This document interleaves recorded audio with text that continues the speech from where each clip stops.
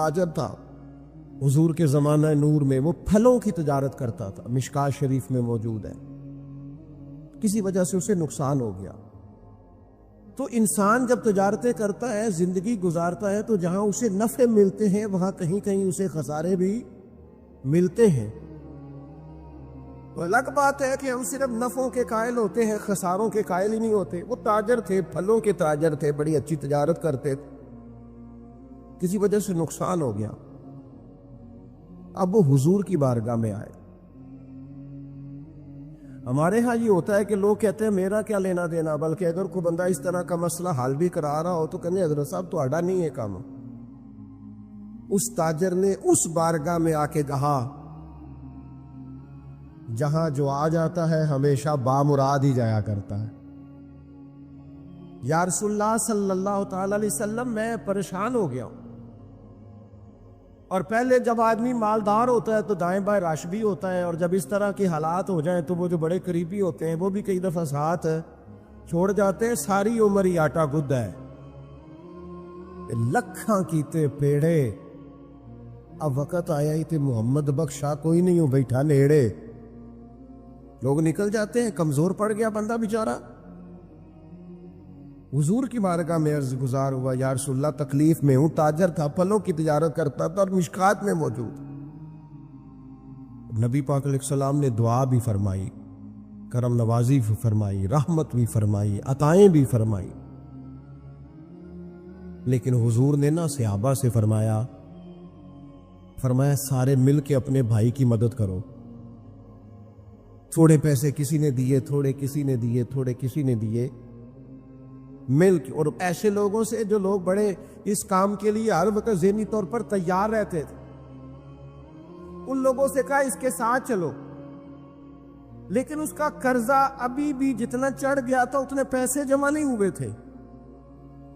اللہ کرے میں آپ کو سمجھاؤں، یہ بھی اخلاقی بلندی والا کام ہے کہ کسی شخص کی کمزوری میں اسے اٹھانا، گرتے ہوئے کو سنبھالنا، پھسلنے والے کو سہارا دینا، بکھرنے والے کو بکھرنے سے بچا لینا، ٹوٹنے والے کو ٹوٹنے سے بچا لینا، پریشان ہو جانے والے کو سمیٹ لینا۔ اللہ کے پیارے رسول صلی اللہ تعالی علیہ وسلم نے فرمایا اپنے بھائی کی مدد کرو۔ لوگوں نے مدد کی، لیکن اس حد تک اس کے پاس پیسے نہ ہوئے جتنا اس کا قرضہ تھا۔ اب حضور نے ان لوگوں کو بلایا جن کے اس نے پیسے دینے تھے، اور پیسے دینے والوں سے کہا کہ اس کے پاس اتنے ہیں، اتنے لے لو، اور چلو تم بھی کچھ نیکی کرو، کچھ لے لو کچھ چھوڑ دو۔ حضرت ابو الحسن خرقانی تقریر کر رہے تھے، بات کر رہے تھے، تو کسی نے کہا کہ آپ حضرت بایزید بستامی رحمۃ اللہ علیہ کے سجادہ ہیں، تو حضرت بایزید کیسے آدمی تھے؟ تو فرمانے لگے حضرت بایزید کو جو دیکھتا تھا وہ کلمہ پڑھ جاتا تھا۔ باپ نے تو ماشاءاللہ قبول کر لیا، لیکن وہ جو سامنے بیٹھا تھا اس کی سمجھ میں بات نہیں آئی۔ وہ کہنے لگا حضور آپ نے کہہ دیا ہے پر میری عقل میں تو نہیں آتا۔ نہیں آتا جس کی عقل میں، تو پھر اس کی عقل میں نہیں آتا۔ میں اکثر کہتا ہوں کہ بہت سارے لوگ ہیں جن کا کوئی پیر نہیں، اور ان کا ہو بھی نہیں سکتا۔ ان کا کوئی پیر اس لیے کہ مطلب اتنا سیانا بندہ اس کا کوئی پیر ہو جائے۔ اور میں تو پیروں کو مشورہ دوں گا کہ مہربانی کرنا ان کے پیر بننا بھی نہ، یہ بڑا مشکل کر دیں گے آپ کے لیے جینا۔ تو بہتری اسی میں ہوتی ہے کہ انسان سمجھے چیزوں کو اور دائروں کے اندر باتوں کو تسلیم کرنے کی عادت بنائے۔ تو کہا کہ جو دیکھتا تھا حضرت بایزید کو کلمہ پڑھ جاتا تھا، تو حضرت ابو الحسن خرقانی سے وہ شخص کہنے لگا جی بابا جی آپ عجیب بات کر رہے ہیں کہ دیکھا اور کلمہ پڑھ گیا، بندہ دیکھنے سے کیسے کلمہ پڑھ سکتا ہے؟ ابو جہل نے بڑی جگہ حضور کو دیکھا تھا، اس نے تو کلمہ نہیں پڑھا، اور بایزید بستامی کو دیکھ کر لوگ مسلمان ہو گئے، یہ کیسی بات ہے؟ تو حضرت ابو الحسن خرقانی فرمانے لگے مجھے اللہ کی عزت کی قسم، ابو جہل نے ایک دفعہ بھی محمد رسول اللہ کو نہیں دیکھا صلی اللہ، بڑی قسم اٹھا لی، ایک دفعہ بھی محمد رسول اللہ کو صلی اللہ ہو۔ تو شخص کہنے لگا حضور وہ چچا تھے حضور کے، اور دیکھا انہوں نے ایک دفعہ نہیں 1000 دفعہ۔ فرمانے لگے میں سفید داڑھی سے بوڑھا آدمی مسند پہ بیٹھ کے قسم اٹھا رہا ہوں، تو میری بات ہی نہیں سمجھ رہا۔ نہیں دیکھا ابو جہل نے محمد رسول اللہ صلی اللہ علیہ وسلم کو، نہیں دیکھا، تو کہا پھر کسے دیکھا؟ تو حضرت ابو الحسن کرکانی فرمانے لگے اس نے جب بھی دیکھا عبداللہ کے یتیم بیٹے محمد کو ہی دیکھا، یہ وہی عبداللہ کا یتیم بیٹا جو یہاں رہتا تھا، ایک دفعہ بھی اس نظر سے دیکھتا نا کہ یہ اللہ کے رسول ہے تو فوراً کلمہ پڑھ کے مسلمان ہو جاتا۔ جب بھی لوگ دیکھتے ہیں وہ اینک کی بڑی شاندار لگائی ہوئی ہے جس کے اندر سے کوئی آدمی بھلا نظر ہی نہیں آتا، تو ان کو پھر بھلائی نصیب نہیں ہوتی۔ ایک نظر سے بھی اگر انسان دیکھتا ہے کہ جس سے اسے بھلائی چاہیے تو پھر اللہ اسے توفیق ہدایت عطا کر دیتا ہے۔ میں گاڑی میں سفر کر رہا تھا، بچہ میرے ساتھ گاڑی چلا رہا تھا، تو 2-4 دیہاتی لوگ گاڑی کے آگے وہ سڑک پہ کھڑے تھے، تو اب سمجھ نہیں آ رہی تھی کہ یہ آگے کی طرف جانا چاہ رہے ہیں کہ پیچھے کی طرف آنا چاہ رہے ہیں۔ تو اس بچے نے سخت لفظ کہے یار حد ہو گئی ہے، لوگوں کو سڑک کراس کرنے کی بھی عقل نہیں۔ میں نے کہا پتر یہ مقام شکر تھا، میں نے بسوں پہ سفر کیا ہے، مجھے اس کی تکلیف کا پتہ ہے۔ آپ کے نیچے گاڑی ہے اور آپ کو صرف 2 منٹ رکنا ہے کہ یہ گزر جائیں اور آپ اسی پر ہی پریشان ہیں۔ آپ ان کو گزر جانے تھے، آپ بریک لگا لیں، یہ آگے جائیں یا پیچھے جائیں، ٹائم دیں، قدر کرے۔ اگر اللہ نے نعمت دی ہے اسے ذاتی حق نہ سمجھے۔ ایک تو ناقدری زوال نعمت کا باعث بنتی ہے، پھر ناشکری، جب لوگ شکر نہیں نہ کرتے پھر نعمتیں چلی جاتی ہیں۔ لَإِن شَكَرْتُمْ لَأَزِيدَنَّكُمْ، اگر تم شکر کرو گے تو میں نعمتوں میں اضافہ کر دوں گا۔ اور رب فرماتا ہے وَلَئِن كَفَرْتُمْ إِنَّ عَذَابِي لَشَدِيدٌ، اگر تم نے کفران نعمت کیا تو میرا عذاب بھی بڑا سخت ہے۔ تو اس عذاب کا ایک معنی یہ بھی علماء نے کیا ہے کہ وہ نعمت تم سے چلی جائے گی اگر شکر نہیں کرو۔ کفران نعمت کرو گے، ناشکری کرو گے، وہ نعمت رخصت ہو جائے گی۔ بہت سارے لوگ ہیں قدر ہی نہیں کرتے۔ جہاں بھی آپ ہیں، جس مقام پر بھی ہیں، جہاں بھی ہیں، آپ کا سینہ ہر وقت چوڑا ہونا چاہیے۔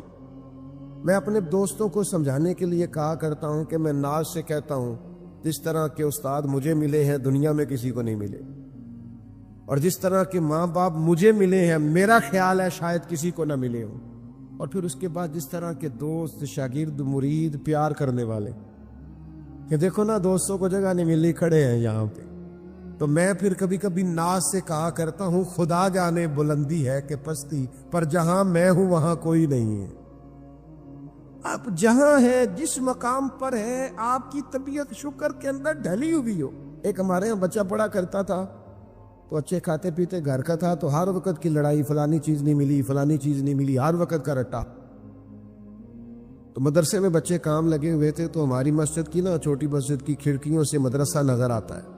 میں نے اسے کہا پتر وہ دیکھ ذرا کیا ہونے لگا ہے۔ تو مزدور نے پونا کھولا، دوپہر کا ٹائم تھا، پھر اس نے ہاتھ دھوئے، پونا کھولا، پانی رکھا، پھر وہ چھوٹا سا توڑا تھا سیمٹ والا وہ بچھا کے اس پر وہ بیٹھ گیا۔ پھر اس نے جب وہ کھولا نا پونا تو اس میں سے جو روٹی تھی وہ کافی ساری، اچار وغیرہ، سالن، وہ کچھ بونے کو بھی لگ گیا تھا۔ پھر اس نے جس شوق سے بسم اللہ پڑھی ہے نا، اور جس مزے سے روٹی کھائی ہے نا اس نے، اور پھر اسے اس کا تلفظ نہیں ٹھیک ہوگا، پر لفظ تاثیر سے بنتے ہیں تلفظ سے نہیں۔ ہو سکتا ہے اسے سیکھنے کی ضرورت ہو، لیکن اس نے جب وہ کھا کے ہاتھ اٹھائے نا اور کپڑے سارے مزدوری سے بھرے ہوئے، اور جس ذوق سے اس نے آسمان کی طرف دیکھا، میں نے کہا پتر اس کو رزق کھانا کہتے ہیں اور اس کو شکر کرنا کہتے ہیں۔ یہ لائن لگی ہوئی ہے کھانے پینے والی چیزوں کی، اور میں نہیں کھانی، تو میں نہیں کھانی، تو یہ میری پسند کی نہیں ہے، تو یہ میرے ابا جی کہا کرتے تھے بھوک لگی ہوئے تے ہر شے دا سواد ہے، تے نہ لگی ہوئے تے بڑے نخرے نے۔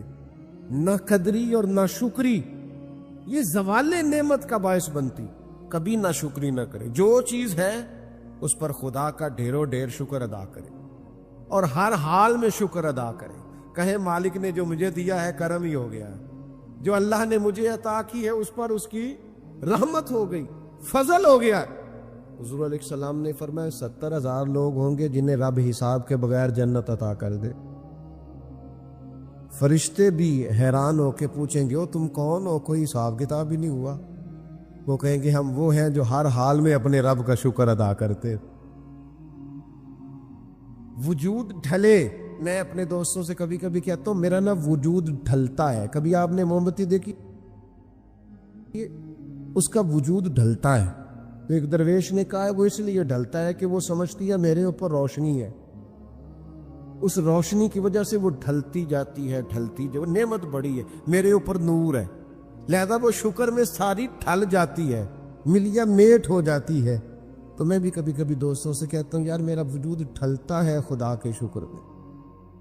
کبھی کبھی دل کرتا فٹافٹ سجدے میں چلا جاؤں، 1 منٹ نہ لگا. یہ ادارہ مکمل ہوا ہے نا، یہ ہم نے شروع کیا تو مجھے ایک صاحب کہنے لگے 40 سال لنگ جانے نے مولوی مسیطہ نہیں مکمل کر دے. اور میرے دماغ میں بات اڑ گئی، پھر یہ مکمل ہو گیا. اور اللہ کے فضل سے اس طرح مکمل ہوا ہے کہ علماء دیکھنے کے لیے آتے ہیں اور دیکھ کر کے لوٹ کے جاتے ہیں تو کہتے ہیں کمال ہی ہو گئی. تو میں کہتا ہوں خدا جانے بلندی ہے کہ پستی، پر جہاں میں ہوں وہاں شکر کرے، زندگی میں شکر کا مزاج پیدا کرے، شکر کی، اور ہر حال میں کرے. 2 بجے رات کو ایک شخص سید ابو البرکات شاہ صاحب سے مسئلہ پوچھنے آ گیا تو ان کے بیٹے سید محمود احمد رضوی صاحب رحمۃ اللہ تعالی علیہ ناراض ہو گئے، کہنے لگے کوئی ٹائم ہے مسئلہ پوچھنے کا، سویرے نہیں پوچھ سکتے تھے؟ تو سید صاحب تھے نا، کہنے لگے محمود شکر نہیں ادا کرتے، کوئی اللہ کے رسول کے دین کی بات پوچھنے آیا. آپ مقامی شکر پہ کھڑے ہو نا، آپ کو زندگی سکون میں ملے گی. تیسری بات جس سے نعمتیں چلی جاتی ہیں وہ تکبر ہے. تکبر صرف ایک ذات کو زیبا ہے، متکبر صرف ایک ہے، وہ اللہ ہے. اللہ کی شان ہے کہ وہ متکبر ہے. پڑھا ہے نا سورہ حشر میں اس کا ایک صفاتی نام یہ ہے کہ وہ کیوں، اس لیے کہ اس سے بڑا ہی کوئی نہیں، سارے چھوٹے ہیں تو وہ اکبر ہے. تو ہم سے تو بڑے ہی بڑے ہیں نا، بلکہ میرے جیسے بندے سے تو سارے ہی بڑے ہیں نا. اب کرنا کیا ہے؟ عاجزی. نعمتیں ملے تو بندے میں عاجزی آئے. وہ یہ نہ کہتا پھر شکر ہے جی اللہ کا بڑا فضل ہے جی 300 بندے کو رمضان میں راشن بانٹتا ہوں، شکر ہے اللہ کا جی غریبوں کی مدد کرتا ہوں، میں نے جی ساری زندگی بہن بھائیوں کا بڑا. یہ شکر نہیں کر رہے آپ، یہ آپ بڑھوتری بیان کر رہے، تکبر نہیں. پھر سارے لوگ ہیں جن کے پاس پیسہ آیا رویہ بدل گیا، اقتدار آیا رویہ بدل گیا، 4 دن تازگی آئی رویہ بدل گیا، حالات بدل گئے. اگر آپ ناراض نہ ہوں تو جب تک دکھ تھے تسبیح بھی چل رہی تھی، جب تک تکلیف تھی سجدے بھی ہو رہے تھے. آسانی ہوئی ہے تو سب بھول گئے، یاد ہی نہیں رہا. میرے عزیزو یاد رکھنا کہ تکبر نہیں، اللہ کی نعمت پر کبھی تکبر نہیں، ہمیشہ عاجزی، جھک جانا. بڑی سادی مثال ہے اور سب کو یاد ہے. درخت کو پھل لگ جائے تو ٹہنیاں جھک جاتی ہیں، اور جھکنے کا مطلب یہ ہوتا ہے کہ پھل لگا ہوا ہے. اور اگر درخت کھڑا ہو، ٹہنیاں بھی کھڑی ہوں، اکڑی ہوئی ہو، تو اس کا مطلب یہ ہے کہ پھل کوئی نہیں. جو بندہ آپ کو جھکا ہوا ملے نا، عاجزی کرتا ملے، سمجھو پھلدار ہے. لیکن اگر تکبر ہی تکبر نظر آئے معاذ اللہ، تو پھر اس کا معنی یہ ہے کہ اس نے اپنے آپ کو پھلدار نہیں سمجھا. قارون حضرت موسیٰ علیہ السلام کے زمانے کا مالدار ہے، لوگ رشک کرتے تھے اس کے پیسوں پر، اور ایسا مالدار کہ جس کے خزانوں کی چابیاں اونٹ اٹھایا کرتے تھے. پیسہ ہی پیسہ. حضرت موسیٰ علیہ السلام نے کہا زکوٰۃ دو، کہنے لگا اب آپ نے معاذ اللہ پیسے بھی لینے شروع کر دی. یہ بڑا مسئلہ ہوتا ہے نا بعض لوگوں کو. تو بہت سارے لوگ اس کے آنے جانے پر رشک کرتے تھے، لیکن پھر تکبر کیا نا، اس نے نعمت پر شکر کی بجائے تکبر کیا نا، تو اللہ نے زمین کو حکم دیا، رب کریم نے اسے زمین میں مال اور خزانے سمیت دھسا دیا، زمین میں غرق ہو گیا. کیوں؟ کہ اللہ کی نعمت میں متکبر ہے. اگر عاجزی ہو جائے انکساری، اور یار روب اور دبدبا تو حضرت عمر کا تھا نا. 24 لاکھ مربع میل پہ حکومت تھی، دنیا ڈرتی تھی، امن تھا. عمر ہوتی تھی دنیا میں، اور عمر باغ میں کھڑے ہو کے کہتے تھے اچھا خطاب کا بیٹا اور امیر المومنین، اچھا اب تو امیر بن گیا ہے. یاد رکھنا، خود اپنے آپ سے خطاب کرتے، یاد رکھنا صحیح چلنا، ورنہ قیامت میں رب کا سامنا نہیں کر سکے گا. تو اپنے آپ سے خود احتسابی. تکبر سے نعمتیں چلی جاتی، زوال نعمت ہوتا ہے. ایک خاتون ہے بڑی نیک، تاریخ میں گزری ہیں، تو وہ کہتی ہیں کہ میں ایک جگہ بیاہ ہی گئی، میری پہلی شادی ہوئی ایک جگہ میں، تو دروازے پہ کوئی بھیک مانگنے والا آیا اور اس کی حالت بڑی خستہ تھی. تو میرے شوہر نے نا اسے ڈانٹ دیا، میں نے اپنے شوہر سے کہا اللہ کا ہم پر فضل ہے اور اس کی حالت بڑی پتلی ہے، لگتا ہے کئی دنوں سے روٹی نہیں کھائی، تو 4 پیسے دے دے تو حرج کیا ہے؟ کہنے لگا قطن نہیں، میں نے منع کر دیا تو ختم ہوگی بات۔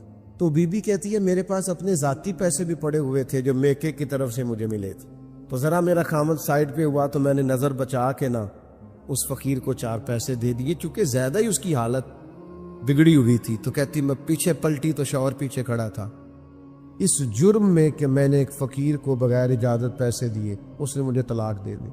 کہتے ہیں بڑی تکلیف میں تھی اور اپنے دل میں سوچتی تھی مالک میں نے تو تیرا بندہ جان کے اس کی مدد کی ہے اور مجھے یہ سزا ملی ہے۔ فرماتی ہیں عدت گزر گئی، میرا والد پریشان تھا، پھر ایک رشتہ آیا، میرا نکاح ہو گیا، لیکن اللہ نے مجھے اتنا اچھا شوہر دیا، اتنا نیک شوہر دیا، اتنا کمال آدمی۔ فَإِنَّ مَعَ الْعُسْرِ يُسْرًا إِنَّ مَعَ الْعُسْرِ يُسْرًا، مشکل کے بعد اللہ آسانی دیتا۔ کمال شوہر اللہ نے مجھے دیا، نیک، صالح، محبت کرنے والا۔ فرماتی ہیں اسی طرح میں ایک دن اپنے شوہر کے ساتھ بیٹھی تھی، دروازے پہ دستک ہوئی تو میں شوق میں اٹھی، اپنے شوہر سے کہا میں دے کے آؤں فقیر کو؟ کہنے لگا جتنا مرضی دے دو۔ کہتے ہیں دروازے پہ گئی تو میری چیخ نکل گئی، اس لیے کہ دروازے پہ جو مانگنے آیا وہ میرا پہلا شوہر تھا۔ بے پرواہی ویک سجن دی جتھے کسے دی پیش نہ جاوے، انہیں مالا والے در در رولے تے منگتے ہیں تخت بٹھاوے، اوے سجنا او کسے نو کارا مل دئی کوئی کعبے او خالی آوے۔ وہ میرا پہلا شوہر دروازے، کہتے وہ بھی تڑپ گیا۔ کل تک تکبر تھا، غرور تھا کہ ہم مالدار ہیں، ہم کسی غریب کو کیا دے، لیکن آج یہ حال ہے کہ وہ خود دروازہ بھیک مانگ رہا تھا۔ نہ قدری، نہ شکری، تکبر یہ زوال نعمت کا باعث بنتا، انسان کے پاس سے نعمت رخصت ہونے لگ جاتی ہے۔ ایک چوتھی بات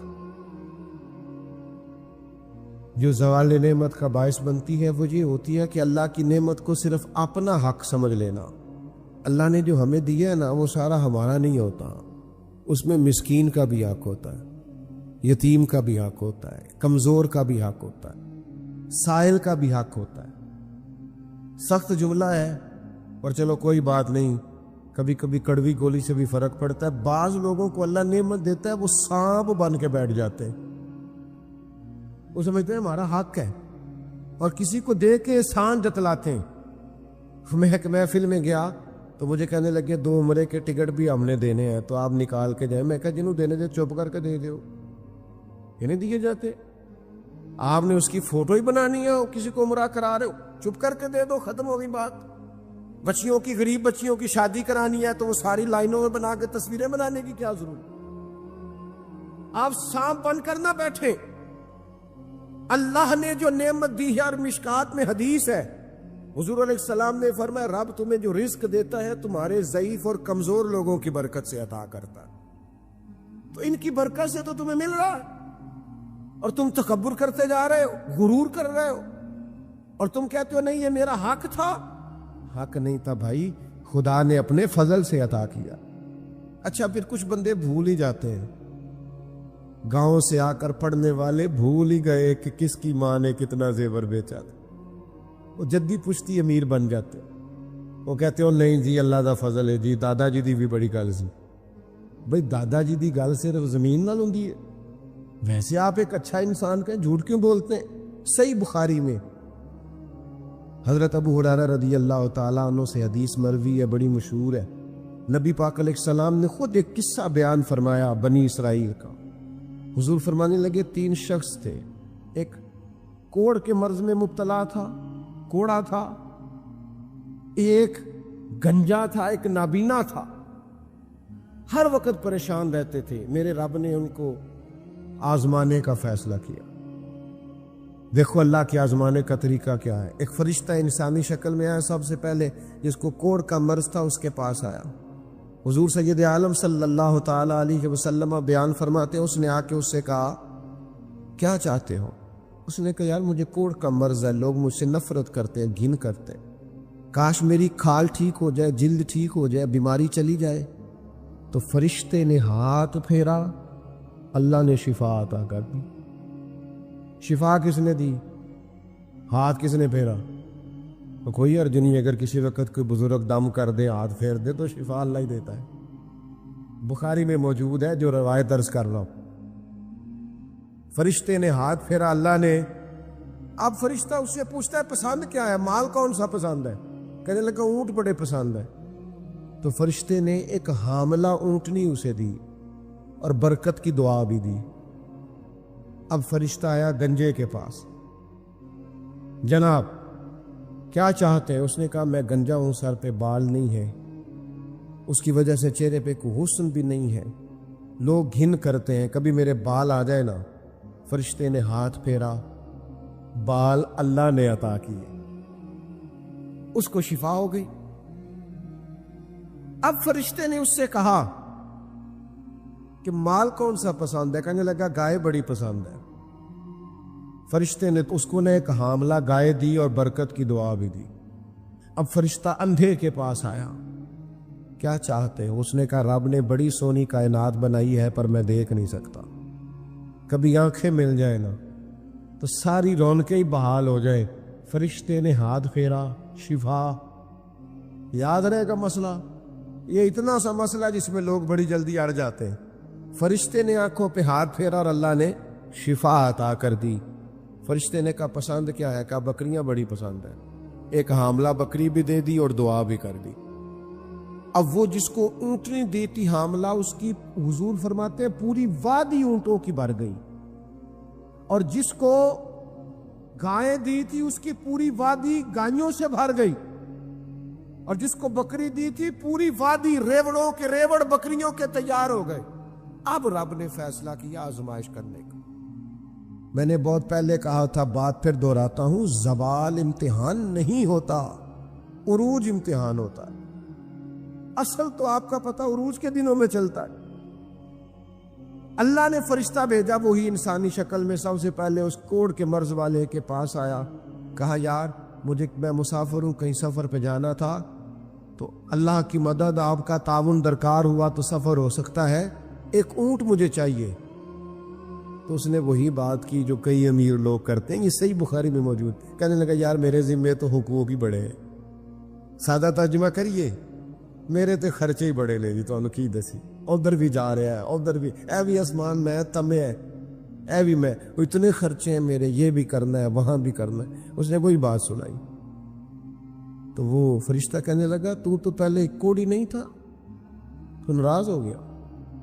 کہنے لگا میں تو جدی پشتی رئیس اعظم، وہ باپ دادا کی جائیداد ہے ساری جو مجھے ملی ہوئی۔ اس نے کہا اگر تو جھوٹا ہے نا تو اللہ کرے اسی طرح کا ہو جائے جس طرح کا پہلے تھا۔ اب وہ آیا گنجے کے پاس، اس سے کہا مسافر ہوں، سفر پہ جانا ہے، اللہ مدد کرے، آپ تعاون کریں تو سفر آسان ہو سکتا ہے، مجھے ایک گائے چاہیے، اگر آپ دے دیں تو۔ وہ کہنے لگا میرے تو ذمے حقوق ہی بڑے ہیں۔ اس نے کہا یار تو پہلے گنجا نہیں تھا، بیمار نہیں تھا، کچھ بھی نہیں تھا، بھوک تھی۔ کہنے لگا خبردار، میں تو جدی پشتی رئیس آدم ہوں، باپ دادا سے امیر ہوں۔ اس نے کہا اچھا اگر تو جھوٹا ہے تو ویسا ہی ہو جائے جیسا پہلے۔ اب وہ آیا نابینا کے پاس، اس نے آ کے کہا مسافر ہوں، سفر پہ جانا ہے، اللہ مدد کرے، آپ تعاون کریں تو سفر آسان ہوگا، مجھے ایک بکری چاہیے اللہ کے نام پر۔ تو وہ اندھا کہنے لگا رب کے نام پر تو نے لینی ہے تو ایک کیوں لیتا ہے جتنی چاہیے لینے؟ اور میں تو پہلے اندھا تھا،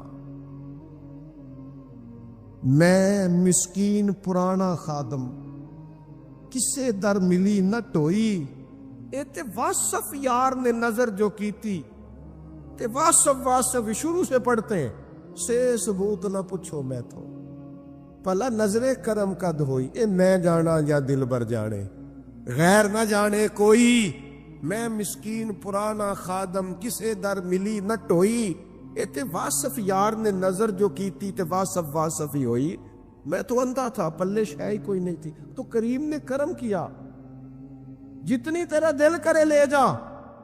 تو فرشتہ کہنے لگا امتحان کے لیے آیا تھا، ایک کی بھی ضرورت نہیں، لیکن تیرے دو دوست امتحان میں ناکام ہوئے ہیں، رب ان سے ناراض ہو گیا، تو کامیاب ہوا ہے اور اللہ تجھ سے راضی ہو گیا ہے۔ وہ دونوں جو تھے امتحان میں ناکام ہوئے تو نعمتیں چھن گئیں، صحت چھن گئی، پھر کوڑے، پھر گنجے ہو گئے۔ اس کو اللہ تبارک و تعالیٰ نے اور عطا کیا۔ زوال نعمت کب ہوتا ہے؟ جب لوگ راہ خدا میں خرچ نہیں کرتے، غریب کا، مسکین کا، لاچار کا خیال نہیں رکھتے۔ جیسے جیسے پیسے آتے جاتے ہیں ذاتی خرچے بڑھتے جاتے ہیں، ذاتی معاملات ہی بڑھتے جاتے ہیں۔ آہستہ آہستہ لوگ کہتے ہیں خود جی آپ کو پتہ ہے نا، پھر ہمارا گھر بڑا وسیع ہے تو بڑے مسئلے ہیں، تو بڑے خرچے ہیں، تو بڑی چیزیں ہیں۔ بھائیو، زوال نعمت کے معاملے میں اپنے رب کا خوف پیدا کریں، اللہ سے ڈریں ہر وقت۔ جب تک نعمتیں نہیں نہ ہوتی گزارا ہو جاتا ہے، اگر ملنے کے بعد چھن جائیں تو پھر تکلیف بہت زیادہ ہوتی۔ تو زوال نعمت سے بچنے کے لیے تکبر سے بچیں، ناشکری سے بچیں، ناقدری سے بچیں، اور پھر صرف اپنا حق سمجھنے سے بچیں۔ اسے پانٹیں، عاجزی میں رہیں، شکر میں رہیں۔ آپ محسوس کریں گے کہ لئن شکرتم لازیدنکم، اگر شکر ادا کرو گے تو میں نعمتوں میں اضافہ کر دوں گا۔ نعمتیں محفوظ بھی ہو جائیں گی، ان میں اضافہ بھی ہوگا۔ ہر وقت نبی کریم شکر ادا کرتے، ہر وقت صحابہ اور اہل بیت مقام شکر پر فائز رہتے۔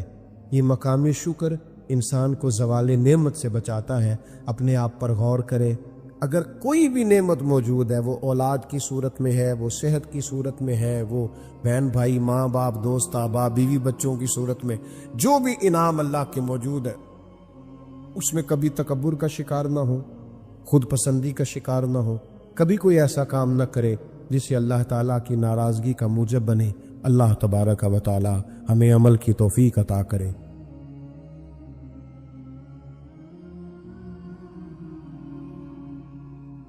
میرے رسول کریم سید عالم صلی اللہ علیہ وسلم اپنے غلاموں پہ کرم فرماتے۔ شاہ ولی اللہ محدث دہلوی ہندوستان میں جتنے مکاتب فکر ہیں سب کے متفقہ پیشوا ہے شاہ ولی اللہ۔ جو بھی کسی مکتبہ فکر سے تعلق رکھتا ہے، شاہ ولی اللہ صاحب سے اس کا سلسلہ حدیث ملتا ہے۔ شاہ ولی اللہ صاحب کہتے ہیں میرے ابا جی شاہ عبد الرحیم محدث دہلوی بیمار ہو گئے، ساری زندگی نبی پاک کا دین پڑھایا، ساری زندگی حضور کے فرمان سے لوگوں کو آگاہ کیا، قرآن و سنت کا درس دیا، فالج ہو گیا، لوگ باتیں کرنے لگے۔ کہتے ہیں میرے والد صاحب کہتے ہیں میں رونے لگا کہ یا رسول اللہ میں کسی اور کا تو نہیں، میں تو آپ کا ہوں، نظر کرم ہونی چاہیے۔ فرماتے ہیں میرے والد گرامی کہ اچانک میرے گھر میں روشنی پھیلنے لگی، خوشبو آنے لگی، اور میرے استاد گرامی شاہ عبد العزیز محدث دہلوی خواب میں آئے، کہنے لگے عبد الرحیم یہ چارپائی سیدھی کر، جس طرف تیری چارپائی کے پیر ہے یہ دروازہ اس طرف کھلتا ہے، جلدی سے سائڈ بدل۔ کہتے ہیں میں نے فٹافٹ شاگردوں سے کہا، سائڈ بدل دی۔ میں نے کہا استاد جی کیا ہونے لگا ہے؟ کہنے لگے تیرے گھر میں رسول اللہ تشریف لا رہے ہیں، نبی پاک کی جلوہ فرمائی کا وقت ہے۔ انفاس العارفین میں شاہ ولی اللہ، میں نے اس آدمی کی بات چھیڑی ہے جو سب کے متفقہ ہے۔ کہتے ہیں اندر آئے، نور آیا، روشنی آئی، خوشبو آئی۔ شاہ عبد الرحیم صاحب کہتے ہیں میں کیا دیکھتا ہوں، مصطفیٰ کریم آئے ہیں، ایک طرف ابو بکر صدیق ہے، دوسری جانب مولا علی شیر خدا ہے۔ فرماتے حضور تشریف لائے، اپنا کوئی ملے تو دکھ سارے یاد آ جاتے ہیں۔ کہتے ہیں وہ بیماری کا دکھ، ایک تنہائی، ایک غربت، ایک بیماری، ایک بڑھاپا، ایک لوگوں کے تانے، حضور کو دیکھا نا تو میرے آنسو دریا کی طرح بہے۔ کہتے ہیں رسول پاک میرے قریب آئے، میں فالج زدہ تھا، اٹھ نہیں سکتا تھا، چارپائی پہ بیٹھے بیٹھے میں نے حضور کے سینے پہ سر رکھ دیا اور رونے لگا، میرے آنسو حضور کے کرتے پہ گرنے لگے۔ کہتے ہیں نبی پاک کی داڑھی مبارک میرے چہرے سے لگنے لگی۔ اتنی تسلی دی محبوب نے، اتنی تسلی دی کہ فرماتے اگلے پچھلے سارے غم ہی میں بھول گیا، مجھے لگا کہ دنیا کا خوش قسمت خوش نصیب شخص میں ہوں اور مجھے فرشتے جن اور انسان سلامی دینے آ رہے۔ شاہ عبد الرحیم صاحب کہتے ہیں جہاں جہاں درد تھی نبی پاک نے دستے شفا پھیرنا شروع کیا۔ کہتے ہیں ہاتھ حضور کا لگتا گیا، شفائے اللہ عطا فرماتا گیا۔ فرماتے شفائیں دوڑ گئی، خوشبوئیں پھیل گئی، طاقتیں آ گئی۔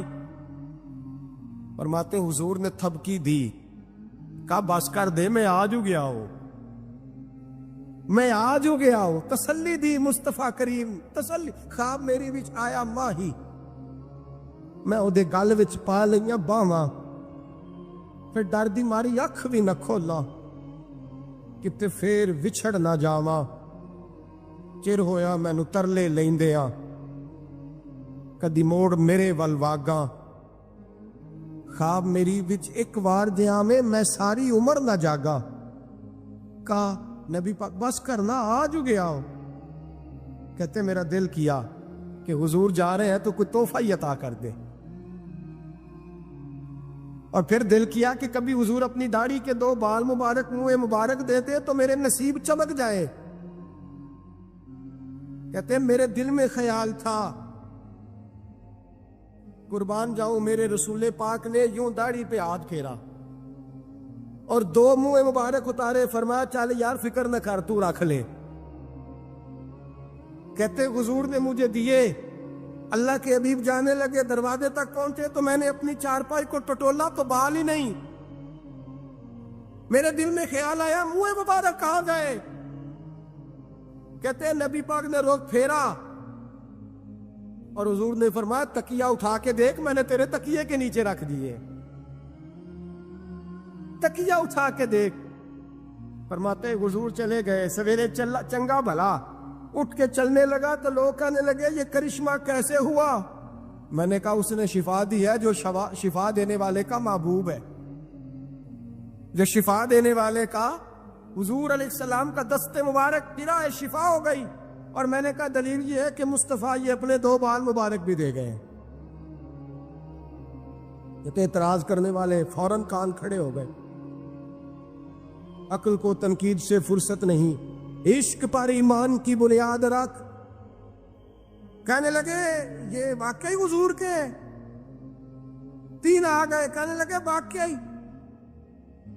میں نے کہا جاؤ دھوپ میں لے کے جاؤ۔ کہتے وہ تینوں لے کے گئے، جب کمرے سے نکلے تو بادل کے ٹکڑے نے آ کے سایہ کر دیا۔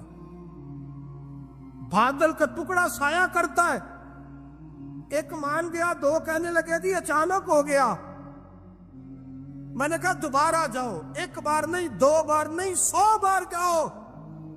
میں رسول اللہ کا نوکر ہوں، میں نوکری کر کے کھاتا ہوں، جھوٹ بول کے نہیں کھاتا۔ میں حضور کے نام پہ جھوٹ بولوں گا؟ اور جس کو نوکری کرنے سے وہ راج کے دے، اسے جھوٹ بولنے کی کیا ضرورت ہے؟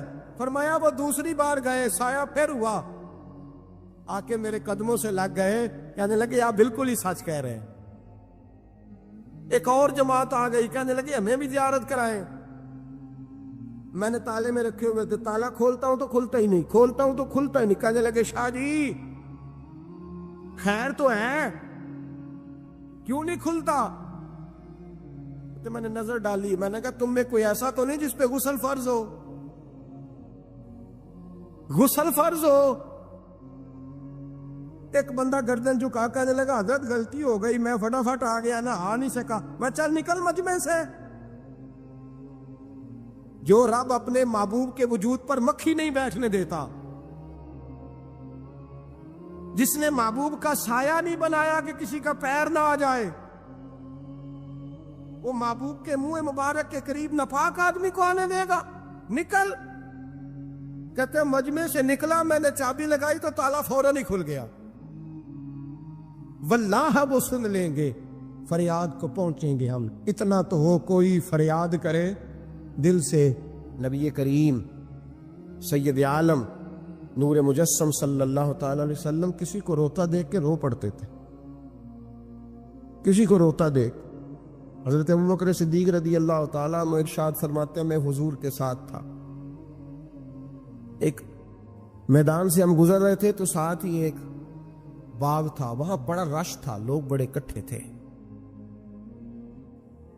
بہت سارے لوگ جمع تھے۔ نبی پاک صلی اللہ علیہ وسلم نے فرمایا ابو بکر پتہ کرو کیا ہوا۔ جناب صدیق اکبر رضی اللہ تعالیٰ عنہ تشریف لائے اور واپس جا کے عرض کرنے لگے یا رسول اللہ صلی اللہ تعالی علیہ وسلم، ایک اونٹ پاگل ہو گیا، لوگوں کو کاٹ رہا ہے، لوگ اس کو گرفتار کرنے کی کوشش کر رہے ہیں، کسی کے ہاتھ میں ڈنڈا ہے، کسی کے ہاتھ میں رسا ہے، کسی کے ہاتھ میں نیزہ ہے، قابو نہیں آ رہا۔ نبی پاک صلی اللہ علیہ وسلم نے فرمایا چلو میں چلتا ہوں۔ حضرت صدیق اکبر عرض کرنے لگے یا رسول اللہ صلی اللہ علیہ وسلم، وہ پاگل ہو گیا، وہ کاٹتا پھر رہا ہے، آپ مہربانی کریں، وہ تکلیف دے گا۔ فرمایا ابو بکر مجھے جانے دو۔ جناب صدیق اکبر فرماتے ہیں نبی پاک صلی اللہ علیہ وسلم تشریف لائے اور حضور جیسے ہی کھڑے ہوئے نا، اونٹ حضور کی طرف بھاگا، نبی پاک کی طرف لپکا، وہ میں بھی ڈرنے لگا، جتنے لوگ تھے پریشان ہونے لگے، دوڑا آیا اونٹ، ہم سب پریشان تھے لیکن محبوب کے چہرے پر بڑا ہی اطمینان تھا۔ فرماتے اونٹ دوڑا آیا اور سیدھا آ کے اس نے حضور کے قدموں پہ سجدہ کیا، اور جناب صدیق اکبر فرماتے ہیں اس نے حضور کے کان میں کچھ کہا تو نبی پاک کی آنکھوں میں آنسو آ گئے۔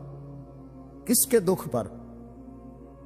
او بھائی غور تو کرو، اس بات کو سمجھو تو صحیح، تو جیتے جاگتے ہنستے کھیلتے انسان کے دکھ پر پریشان نہیں ہوتا، تو مسلمان پڑوسی ساتھ رہنے والا، بلنے والا، بسنے والا، اس کی جوانی لڑک پن بڑھاپا تو نے آنکھوں میں دیکھا، تجھے اس کے دکھ پر پریشانی نہیں ہوتی، اور ایک اونٹ کان میں بولا۔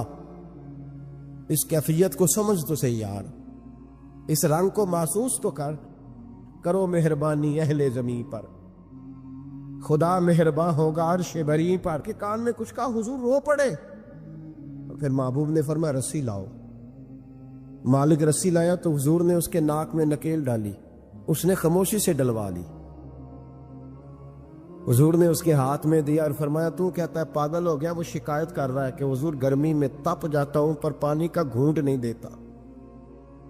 یا رسول اللہ صلی اللہ علیہ وسلم، یہ میری طاقت سے زیادہ مجھ پر بوجھ رکھتا ہے، محبوبہ میں تیرے سوا کس کو دکھ بتاؤں، کام زیادہ لیتا ہے، چارہ کم ڈالتا ہے۔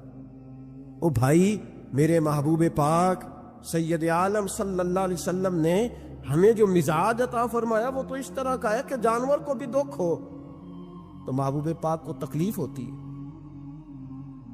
صحابہ فرماتے ہیں کہ دو آدمی گھوڑے پہ بیٹھے تھے، غور کرنا میری بات پر، دو آدمی گھوڑے پہ بیٹھے، کدھر سے آ رہا ہے کدھر سے جا رہا ہے، رستے میں ملاقات ہوگی تو گھوڑوں پہ بیٹھے آپس میں باتیں کر رہے ہیں، شروع نہیں کر دیتے گفتگو لوگ۔ ہمارے زمانے میں تو کوئی بندہ تھوڑا تگڑا ہو، وہ کار پہ آ رہا ہو، جیسے کہ دوسرا چودھری کار پہ آ جائے تو ساری سڑک بھی بلاک ہو جائے تو کہنے نہیں کوئی آگ بجھانی دے جا کے، تو نہیں پتا دو چودھری کھلوتے ہیں، انتظار کرو، ٹھہر جاؤ، تمہیں نہیں پتا کہ ہم شیخ صاحب ہیں، کل ہی تو کار نہیں خریدی اور تم کہتے ہو رستہ دے دو، یہ کیسے ہو سکتا ہے؟ اور میں نے بڑے بڑے عجیب لوگ آنکھوں سے دیکھے، بڑے عجیب لوگ شیشہ کھول کے گاڑی کا کہیں گے ٹھہر جا کو جلدی ہے، بھائی تو شارع عام پہ کھڑا ہے اور تجھے رستہ کھولنا تیری ذمہ داری کا حصہ ہے، لیکن وہ کہتا ہے کہ یہ 4 فٹ میں آپ چھڑی، تو کیسے کہتا ہے کہ رستہ؟ یہ جو خوبصورت مزاج قومیں ہوتی ہیں ان کا یہ رویہ نہیں ہوتا کہ جہاں طبیعت چاہے، جہاں جس طرح اس کا دل چاہے وہ کرے۔ تو خیال کریں کس چکر میں قوم پڑ گئی۔ اس کا مطلب یہ ہے کہ جس کو مرضی تکلیف دیتے پھرو۔ نبی کریم سید عالم صلی اللہ علیہ وسلم نے فرمایا اللہ نے میری برکت سے ساری زمین مسجد بنا دی ہے، جہاں نماز پڑھو گے اللہ قبول فرما لے گا، لیکن فرمایا رستوں میں نماز نہ پڑھنا، لوگوں نے گزرنا ہے، رستوں میں شارع عام پر نماز کی نیت باندھنے کی اجازت نہیں ہے۔ تو میرے عزیز بھائی غور فرمائے، دو آدمی، ایک ادھر سے گھوڑا لے کے آ رہا ہے، کدھر سے جا رہا ہے، دونوں جا رہے تھے، آپس میں دونوں نے بات چیت، قریب سے نبی پاک صلی اللہ علیہ وسلم گزرے تو سرکار رکے، ان دونوں کو فرمایا نیچے اترو بھائی، گھوڑوں سے اتر آئے، تو دو جملے محبوب نے، خیر الکلام ما قل و دل، دو جملوں میں بات محبوب نے مکمل کر دی۔ فرمایا جانوروں کو سواریاں بنایا کرو، کرسیاں نہ بنایا کرو۔ سواریاں بنایا کرو انہیں کرسیاں، جب بیٹھنا ہو تو نیچے اترو، کسی کرسی پہ بیٹھ کے بات کرو. یہ سواری کے لیے ہیں. ان کے اوپر بوجھ اس وقت بنو جب تم نے سفر کرنا ہے. تم بوجھ بن گئے تو جو محبوب سید عالم صلی اللہ علیہ وسلم اتنے جذبات رکھیں کہ کسی آدمی نے جانور کو کھڑا کر کے صرف سواری کر لی، محبوب تو اسے منع فرمائے. اور یہاں ہم جیتے جاگتے لوگوں کا رستہ روکیں، ایمبولینس کو رستہ نہ دیں. ان گاڑیوں کو جو امدادی کاروائیوں کے لیے پہنچ رہی ہیں وہ کہیں کہ صاحب رستہ دینا پسند نہیں کر رہے. تو بھائی رحم اور کرم جن جذبات میں ہوتا ہے، جن سینوں میں ہوتا ہے، ان سینوں کو میرا رب محبوب رکھتا ہے، ان کو پسند کرتا ہے. امام غزالی رحمۃ اللہ تعالی علیہ طریقت میں، تصوف میں، منطق میں، فلسفے میں، حدیث میں، تفسیر میں، ہر جگہ امت کی رہنمائی کرنے والی شخصیت. امام غزالی رحمۃ اللہ علیہ وصال کر گئے. ایک آدمی آپ سے بڑی محبت کرتا تھا، وہ کہتا مجھے امام صاحب خواب میں ملے.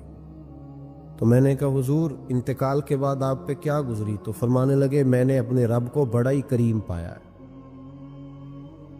میں نے اپنے مالک کو بڑا ہی مہربان پایا ہے، وہ بڑا معاف کرنے والا ہے. تو فرمانے لگے میں نے عرض کی کہ حضور آپ نے دین کی نوکری بڑی کی، خدمت بڑی کی، کتابیں لکھی، درس، تدریس، واعظ، نصیحت، تبلیغ، بڑا کچھ کیا، اس سبب سے اللہ نے آپ کو معاف کیا. تو امام غزالی فرمانے لگے نہیں بھائی، سبب تو کوئی اور چیز بنی ہے. کہ وہ کیا؟ تو امام صاحب فرمانے لگے میں ایک دن تحریر لکھ رہا تھا تو اپنا قلم میں نے سیاہی میں ڈبویا، گرمی بڑی شدید تھی. جب اس قلم کو میں لکھنے کے لیے اٹھا رہا تھا نا تو ایک مکھی آ کے بیٹھ گئی اور وہ سیاہی چوسنے لگی.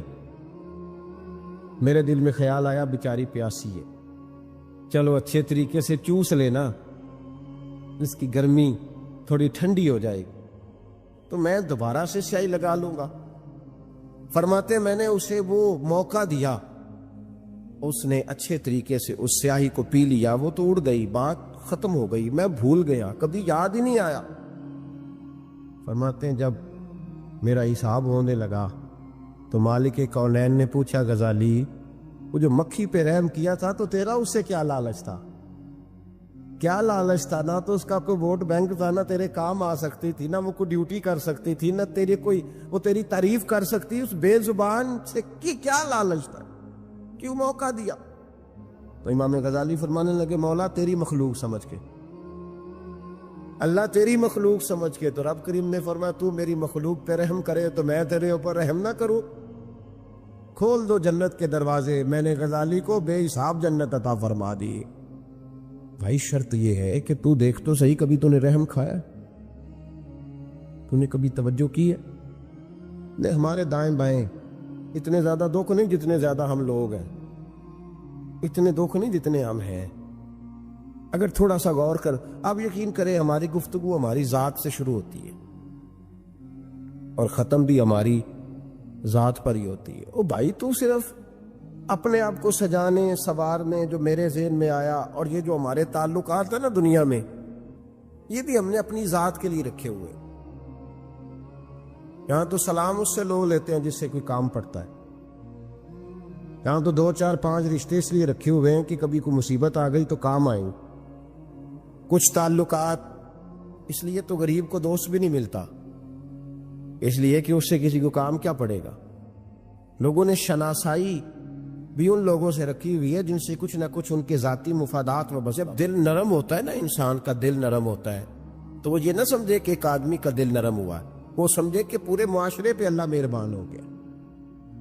دلوں کی نرمی معاشرے میں خوشبو پیدا کرتی ہے، دلوں کی نرمی گھر بساتی ہے، دلوں کی نرمی انسانوں کا انسانوں سے رشتہ مضبوط کرتی ہے، دلوں کی نرمی انسانوں کو انسانوں سے بھی جوڑتی ہے اور انسانوں کو ان کے رب سے بھی جوڑ دیتی ہے.